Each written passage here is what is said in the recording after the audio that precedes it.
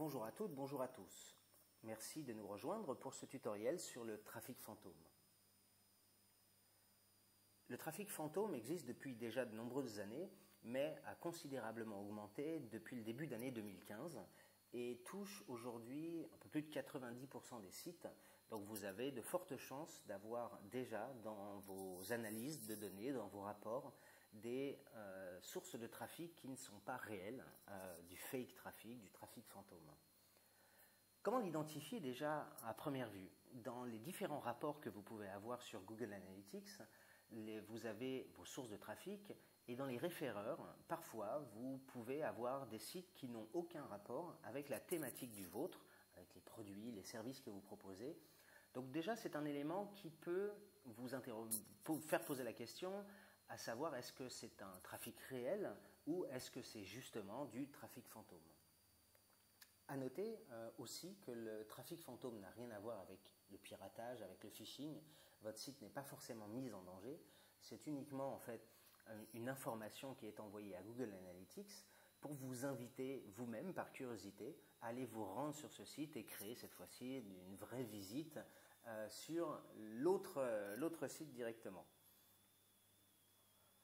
Maintenant, comment faire très rapidement pour l'identifier et pour le supprimer de vos différents rapports? Donc nous allons voir très rapidement sur un site, le site dunclick.com qui va nous servir d'étude. Alors en arrivant sur ce site, sur Google Analytics, dans la page d'accueil des rapports, vous allez aller dans la partie acquisition, ensuite tout le trafic et sources et supports. Dans ce nouvel affichage, vous avez les 10 premières sources de votre site. Vous pouvez évidemment en afficher un peu plus pour avoir l'ensemble. Donc vous avez un peu plus de sources de trafic qui vont déjà vous permettre de connaître les différentes grandes sources de trafic de votre site. Donc vous avez évidemment Google, vous avez la mobilité sur Facebook, vous avez des accès directs, Facebook, et là vous avez un site qui peut paraître étonnant par rapport à la thématique actuelle du site. Donc on peut déjà se poser la question sur la pertinence et la véracité de ce site-là.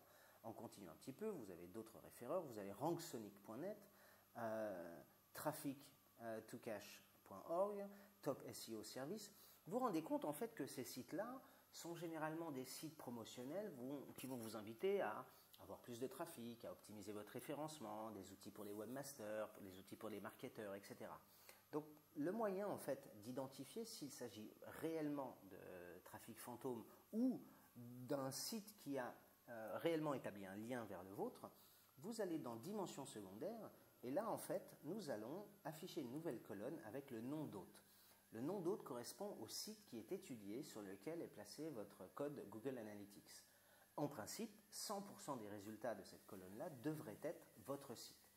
On s'aperçoit qu'on a bien le site que l'on est en train d'étudier, mais ici, on a un autre site internet qui correspond justement au site qui peut paraître douteux, et en descendant un petit peu, vous avez encore ce site catwebmasters.org, vous en avez un peu plus loin. En fait, là, on concrétise le fait que ça soit réellement du trafic fantôme et qui vient artificiellement augmenter vos données, notamment dans vos reportings. C'est important lorsqu'on fait un reporting, lorsqu'on travaille son taux de transformation, lorsqu'on essaye d'identifier les meilleures sources de trafic pour avoir réellement une idée du pourcentage que peut représenter Google en référencement naturel, que peut représenter d'autres sites. Donc il convient de définir un filtre qu'on va placer au niveau du rapport, de la vue, un filtre qui va nous permettre de supprimer une grande partie de ce trafic fantôme. D'autres techniques sont nécessaires pour supprimer l'ensemble du trafic fantôme, mais celle-ci permet déjà un bon nettoyage. Pour le mettre en place, il faut aller dans l'administration. Dans l'administration, vous avez le compte, la propriété et la vue, et c'est au niveau de la vue que vous allez pouvoir définir ici filtre. Donc en définissant un filtre, là il y en avait un, je vais le supprimer,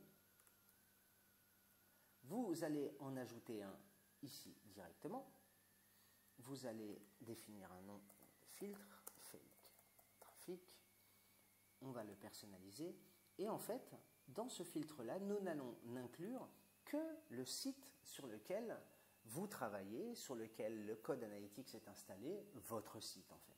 Donc au niveau des champs de filtrage, je vais aller chercher mon nom d'hôte. Et ici, dans ma règle de filtrage, je vais définir mon site internet.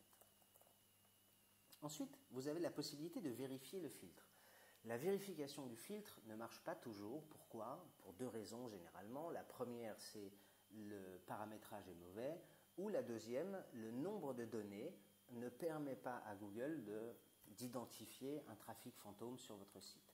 Donc en cliquant sur vérifier, là effectivement ce fil n'aura aucun impact sur vos données, soit la configuration n'est pas correcte, soit l'ensemble des données échantillonnées est insuffisant. Donc c'est le cas pour celui-ci. Ceci dit, le filtre va être en place une fois que je l'ai enregistré.